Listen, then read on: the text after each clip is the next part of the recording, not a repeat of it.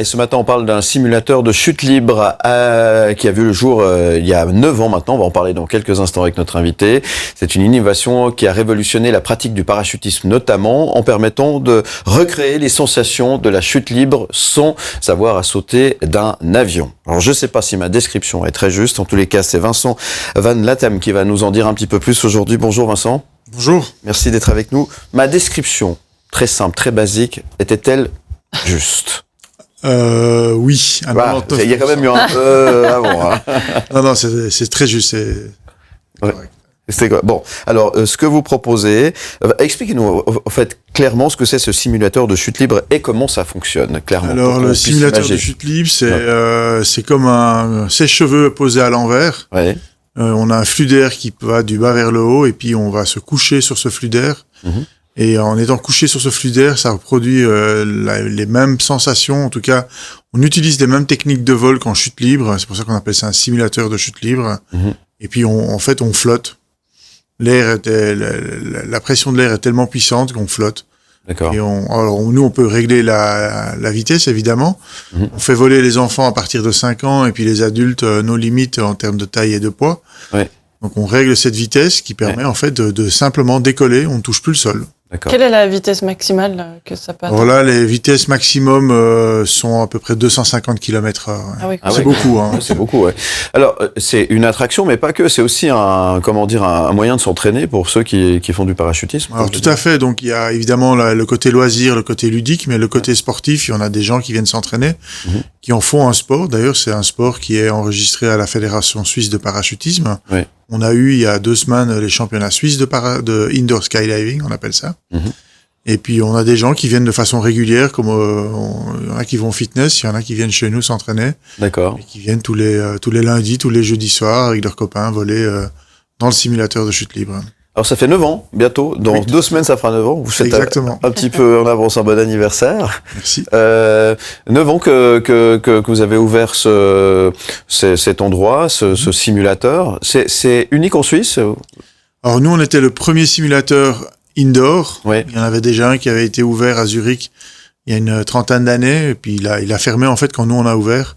Donc, nous, on est le premier indoor simulateur de chute libre indoor. D'accord, très bien. Et ça marche plutôt bien, vous l'avez dit, il y a des enfants qui peuvent participer. Alors, quand on vient, on peut pas arriver comme ça, allez, je vais essayer. Il y a une petite préparation avant, j'imagine, on peut pas quand même directement... Alors, les vols sont toujours sur rendez-vous. Hein. On peut venir, évidemment, à la dernière minute et espérer avoir de la place. En semaine, il n'y a pas trop de problème. On a toujours des créneaux de disponibles. Sinon, c'est sur rendez-vous. Et puis, on a, avant l'activité, on a à peu près 30 minutes de formation avec le moniteur, la préparation au niveau de la sécurité, des techniques de vol. On va quand même enseigner bien sûr. Les bases, on va dire. Ouais.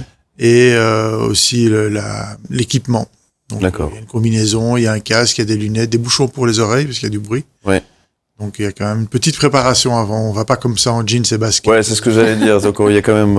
C'est très cool, mais pas si cool que ça. Ouais. Mais il y a des gens qui renoncent juste avant, qui ont trop peur, tout d'un coup, qui changent d'avis ou... Alors, sur les 25 000 personnes qu'on accueille par an, il va y en avoir, ça se compte sur le doigt d'une main, 5, 10 maximum.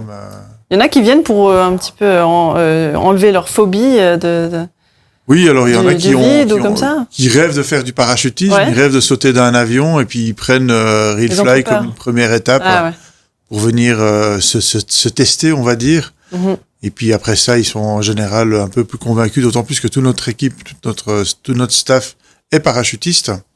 Oui. Donc on met un petit peu les gens en confiance pour la prochaine étape qui est souvent un saut en tandem dans un des clubs de la région. On peut y aller à plusieurs à la fois dans ce tube?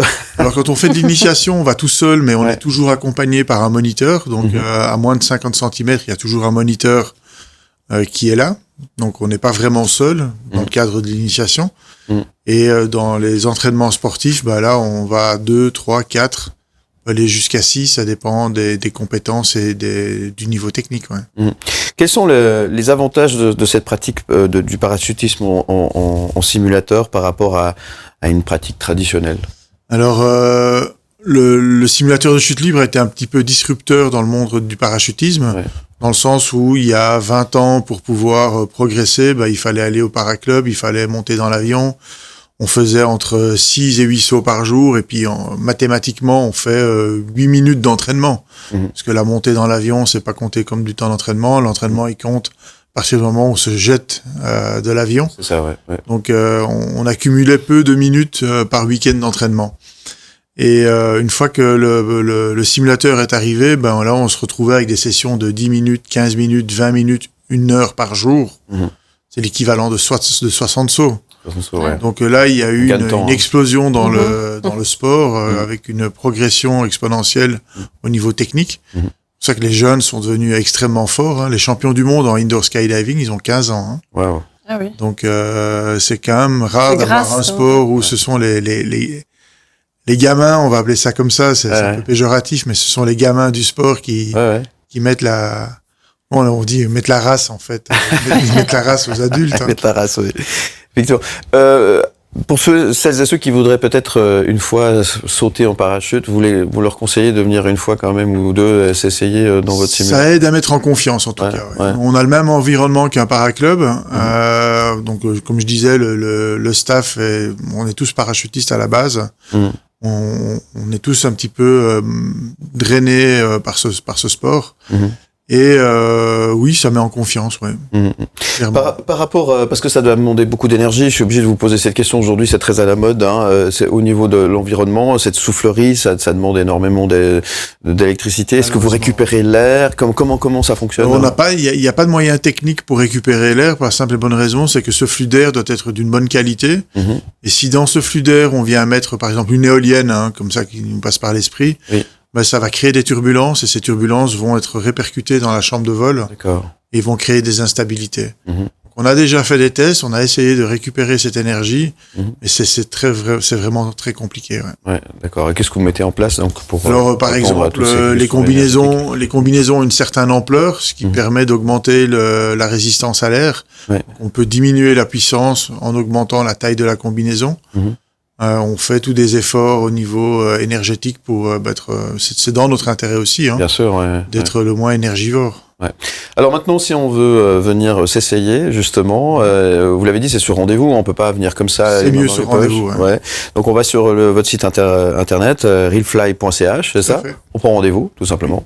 Et puis on peut venir entre amis, en famille, passer un moment sympa. On est ouvert tous les jours de la semaine, sauf le mardi. Et puis, en général, l'activité est l'après-midi. Le week-end, c'est toute la journée. Et pour être confortable dans un rendez-vous, il faut réserver 2 semaines à l'avance. Oui, comme ça, au moins, on est tranquille, il n'y a pas de souci. Et vous l'avez dit, on est entouré. Si on vient, on n'y va pas comme ça, la fleur au fusil. On a une équipe d'instructeurs qui sont ultra compétents. Ils sont aussi compétiteurs. On a deux instructeurs, Olivier et Benjo, qui sont champions du monde en indoor skydiving.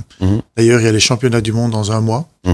Donc, ils s'entraînent à fond, là, pour le moment. Ils ont intérêt à gagner. Ils doivent nous ramener de l'or.